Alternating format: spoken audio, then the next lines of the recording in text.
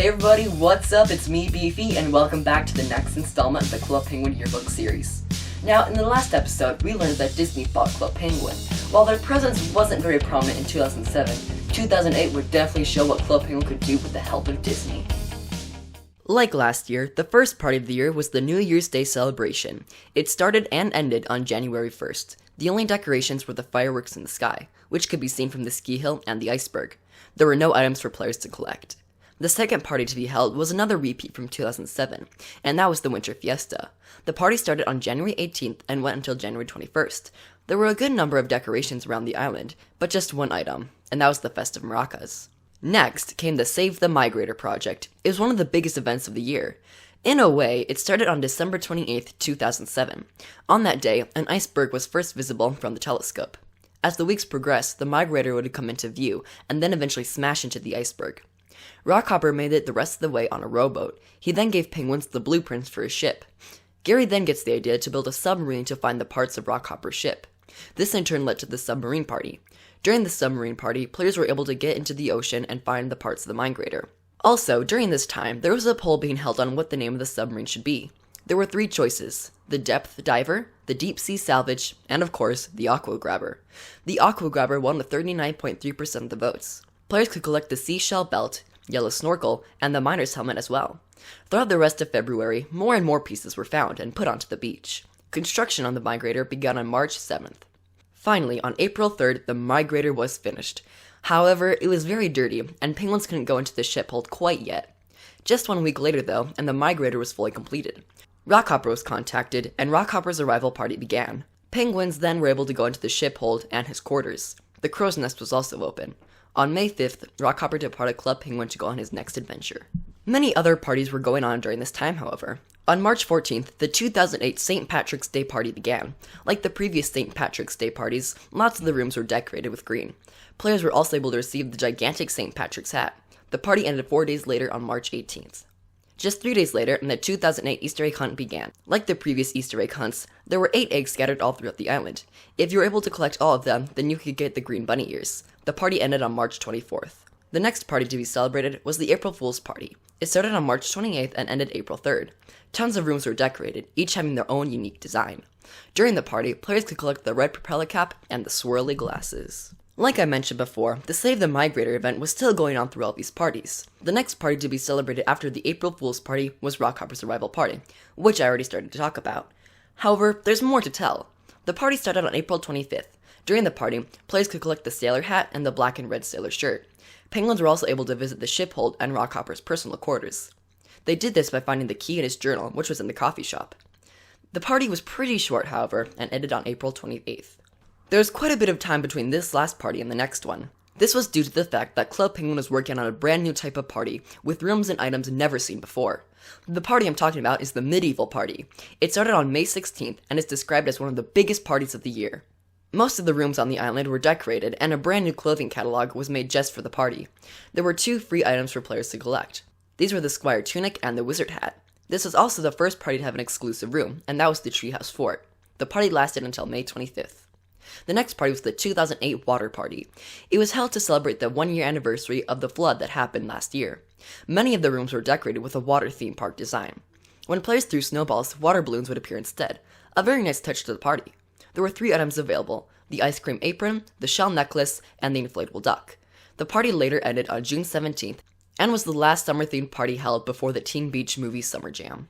On July 25th, the 2008 Music Jam began.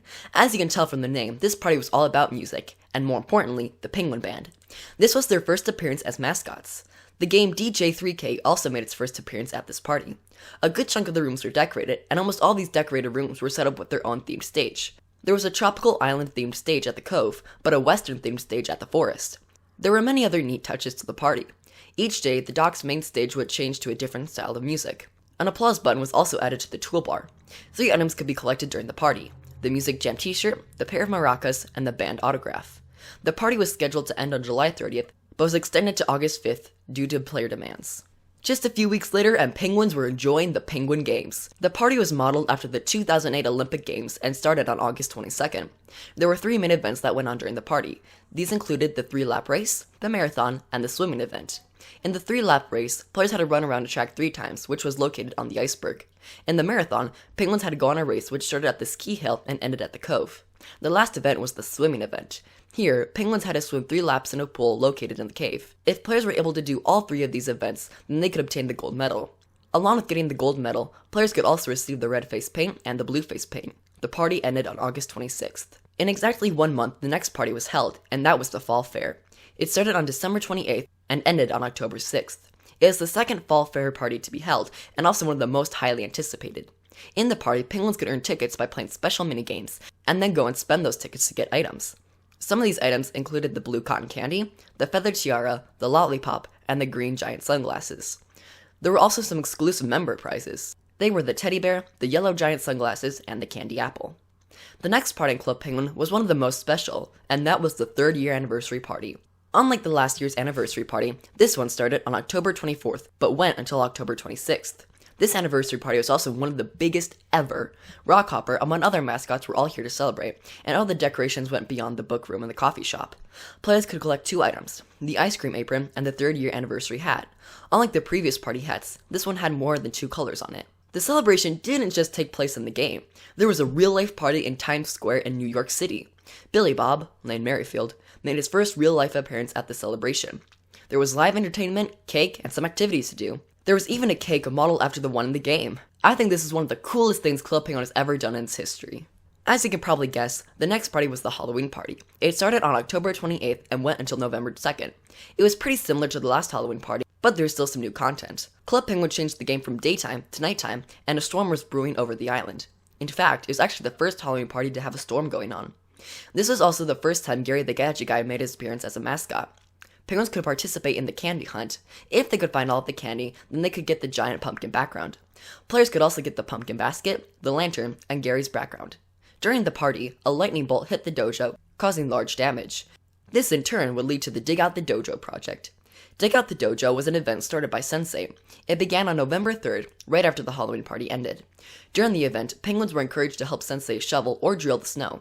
As time progressed, players could see more and more snow be uncovered. By the end of the event, all the renovations were complete, and the dojo was open to Penguins. This was also when Card Jitsu was released. During the event, players could obtain the Miner's Helmet and the Geta Sandals. The party ended on November 14th. And of course, the last party of the year was the Christmas party. It started on December 19th and went until December 29th. Nearly every room was decorated, and a few of the rooms had some really neat decorations. Rockhopper came for the party as well. There were 3 items for players to collect. These were the Santa hat, the Santa beard, and the bell. Coins for Change also made a return for the second time. The party was very successful as almost every server was full. Holy penguin flippers, I don't even know where to start.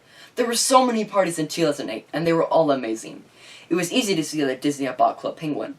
The parties were much bigger and more fleshed out. However, Disney didn't just make itself known on the online game.